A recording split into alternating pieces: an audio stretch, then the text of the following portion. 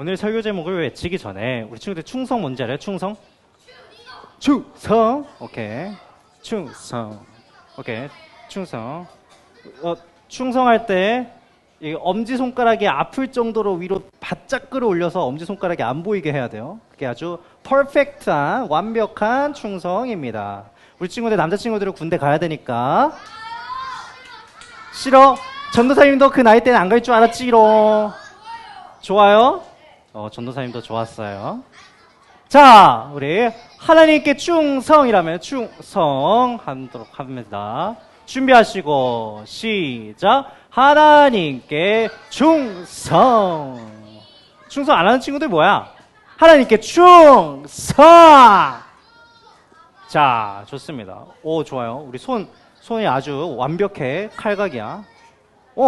맞아요. 여자들도 군대 가고 싶은 분들은 가볼 수 있습니다. 좋아요. 자, 오늘 우리 하나님께 충성. 우리가 누구한테 충성해야 되는지에 대해서 이제는 말씀을 들을 시간입니다. 들을 시간. 귀를 쫑긋 열고 들을 시간입니다. 우리가 누구한테 충성해야 되는지에 대해서 고린도전서 말씀을 가지고 이야기 나눠보려고 합니다. 우리 친구들, 고린도전서가 사도 바울이 어느 교회한테 썼던 편지라고요? 고린도 교회. 맞아요. 우리 고린도 지역이 어떤 지역인지 기억나나? 여기 신전들 보여요? 막 포세이돈을 섬기는 신전도 있고 제우스를 섬기는 신전도 있고 이렇게 우상 숭배가 넘쳐나는 곳이 고린도였다라는 것을 예전에 전도사님이 한번 얘기를 나눴었는데 기억 잘 하고 있을 것 같아요. 그런 지역에서 사도 바울이 고린도 교회를 세웠었고, 이 고린도 교회가 한 가지 문제에 놓이게 되었는데, 사도 바울이 그 고린도 교회의 문제를 듣고 걱정하는 마음으로, 또 하나님의 백성들 이렇게 살아야 돼요 라는 마음으로 편지를 썼던 내용이 고린도전서입니다. 자, 고린도 교회가 한 가지, 또 여러 가지 문제들이 있었는데 바로 분열이 있고 다툼이 있고 싸움이 있었다고 해요. 그래서 사도 바울은 아니 왜 싸우는 거야? 라는 마음으로 이렇게 싸우고 있는 그 사람들을 하나로 또 만들기 위해서 하나님의 마음을 가지고 하나님께서 주신 그 말씀을 이렇게 적었던 내용이 오늘 읽었던 그 말씀이에요. 자, 고린도 교회가 왜 싸우는지에 대해서 간단하게 얘기를 나눠보자면, 자, 사람들이 이렇게 각자 자기들끼리 내가 좋아하는 사람한테 모여서 이렇게 무리를 만들어서 이 사람이 최고야 라고 하는 사람들이 이렇게 모여서 서로가 다투고 서로가 나눠줬던 그런 고린도 교회였는데, 어떤 사람들이 나오고 있냐면 게바라는 사람이 있고, 게바, 그리고 아볼로, 그리고 바울, 이렇게 자기가 좋아하는 사람들의 이름을 대면서 이 사람들이 좋아하는 사람 여기 모여라 하면서 이렇게 나눠져 있는데, 게바가 누군지 전사님이 알려주자면 게바가 바로 베드로예요. 베드로의 또 다른 별명인데, 게바가 무슨 뜻이냐면 반석이라는 뜻이에요. 예수님께서 베드로한테 반석이라고 얘기를 했었잖아. 그랬던 것처럼 게바, 또 다른 그 베드로의 별명. 그래서 게바를 따르는 게바파는 바로 우리 베드로가 예수님의 수제자 아닙니까? 예수님의 수제자인, 예수님이 살아 계셨을 때, 이 땅에 계셨을 때, 지금도 우리와 함께 하시지만 이 땅에서 사역을 하셨을 때 직접 눈에 봤던 사람이 게바, 베드로 아니었습니까? 하면서 우리는 케밥도 아니고 개밥도 아니고 게바예요. 게바.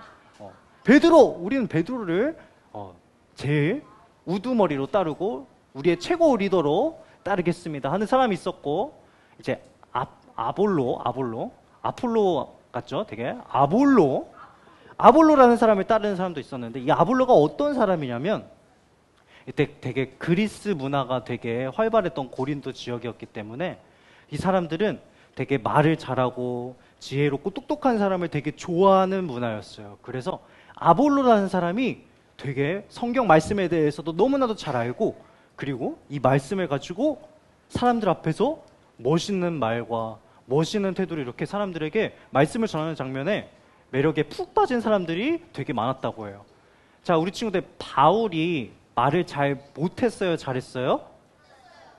말을 잘 못하는 편이라고 전도사님이 예전에 얘기를 했었어. 말을 잘 못하는 대신에 글을 잘 썼다고 했었죠.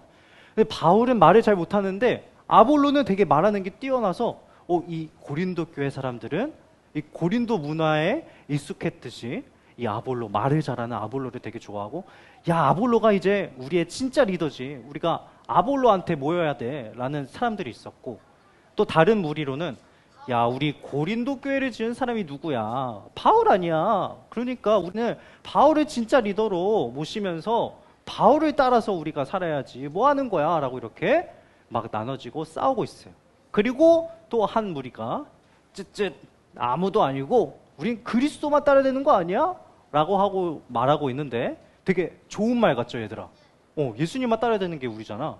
근데 이 사람들은 진짜 이 예수님을 따르고 싶어서 이렇게 얘기를 하는 게 아니라, 내가 이 사람들이랑은 차원이 달라, 이 믿음의 수준이 달라 하면서 교만한 마음을 가지고, 야, 너네들은 바울을 찾고 너네들은 베드로를 찾고 아볼로를 찾을 때 우리는 예수님을 찾아, 너네랑 우리랑 수준이 달라라고 하면서 교만했던 사람들이 가득했던 이 고린도 교회, 이렇게 서로가 나눠지면서 싸우니까 바울은 한 가지 문제점을 찾고 또 해결 방안을 이렇게 편지를 써서 이렇게 교회 성도들한테 이야기를 나누고 있습니다. 바로 무슨 얘기냐면 고린도전서 3장에 이 얘기가 나와 있어요. 주님께서 각각 주신 대로 너희로 하여금 이 복음에 대해서 믿게 한 사역자들이 우리예요 라고 이렇게 얘기를 하고 있어요.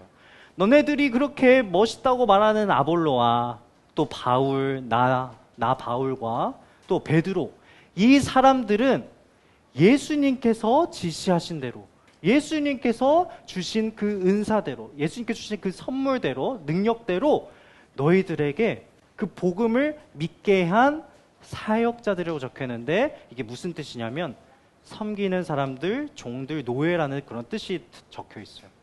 그래서 너네들이 그렇게 주인처럼 모시고 살아가는 그 사람들, 주님 앞에서는 아무것도 아니야. 우리는 주님을 그저 주님께서 주시는 대로, 또 주님께서 이렇게 하라고 말씀하시는 대로 움직이는 낮은 사람들이지, 너희들이 그렇게 막 높여서 우리를 따르면 안 돼 라고 이렇게 자세히 얘기를 해주고 있어요.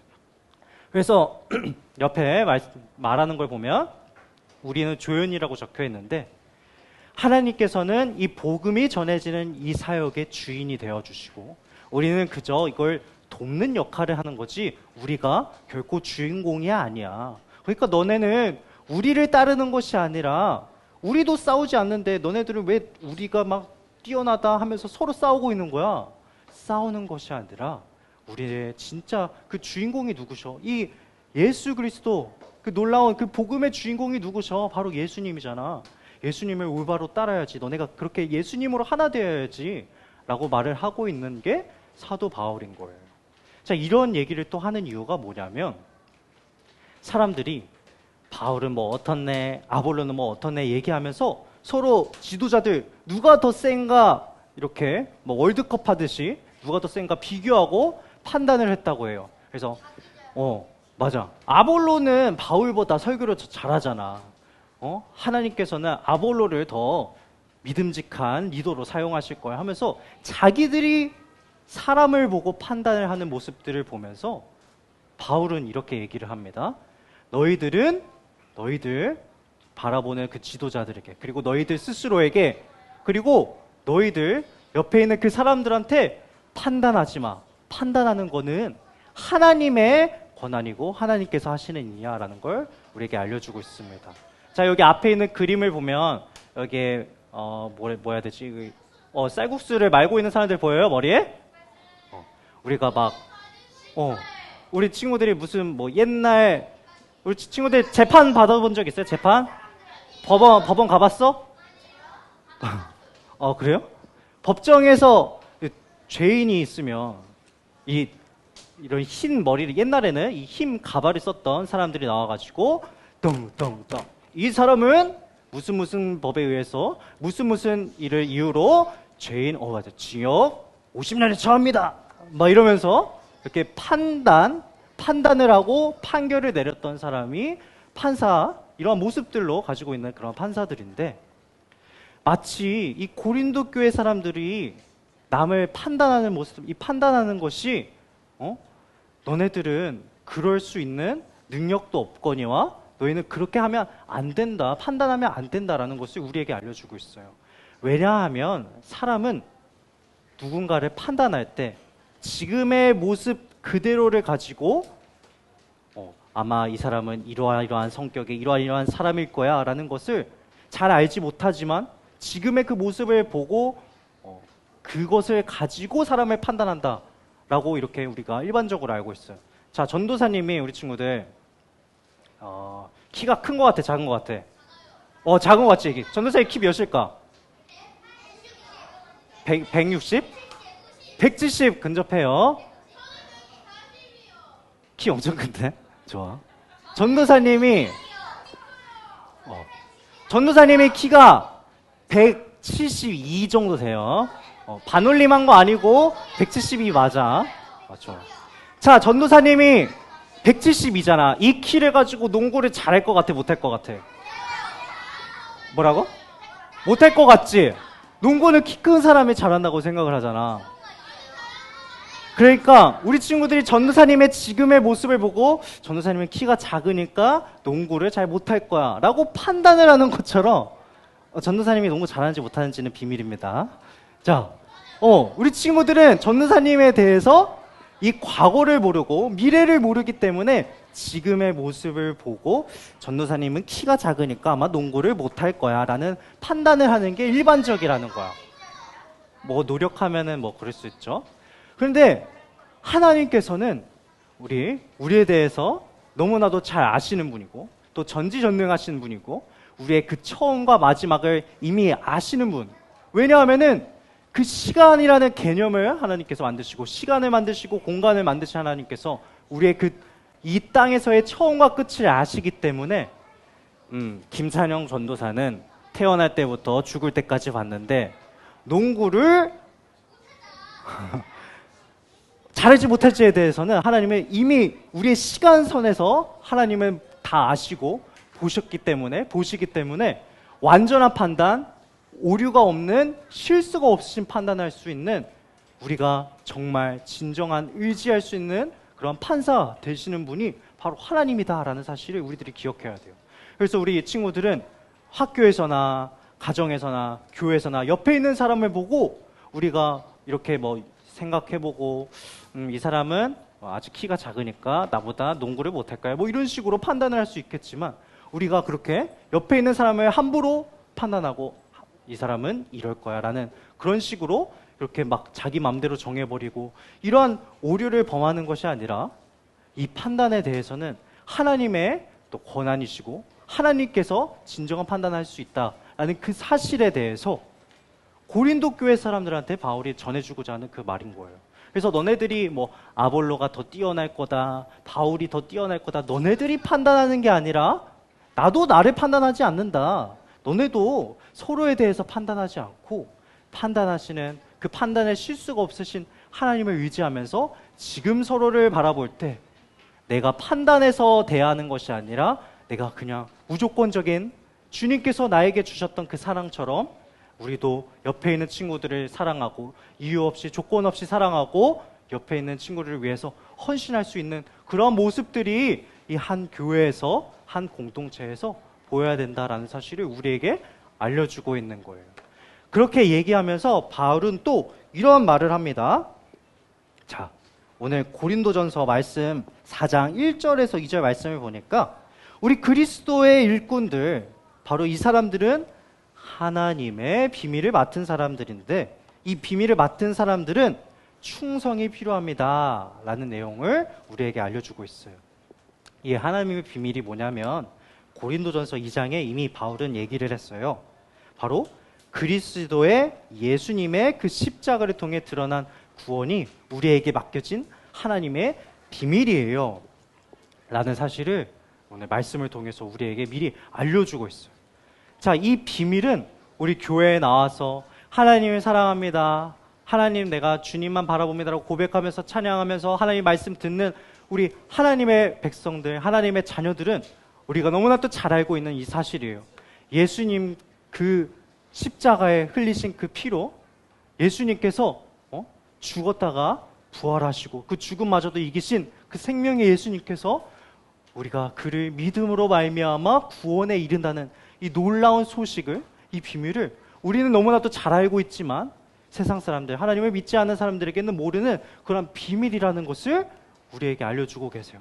그래서 이 하나님의 비밀을 맡은 우리들은 바로 이것을 가지고 전해야 된다라는 것을 우리에게 알려주고 있어요. 이것이 우리의 임무이고 이 하나님의 놀라운 그 복음의 이야기를 전하는 것이 우리가 그 임무에 충성하는 것, 하나님께 충성하는 사실입니다 라는 것을 사도 바울은 우리에게 알려주고 있는 거예요. 자, 우리가 하나님께 충성한다는 게 그렇게 막 어려운 이야기들이 아니에요.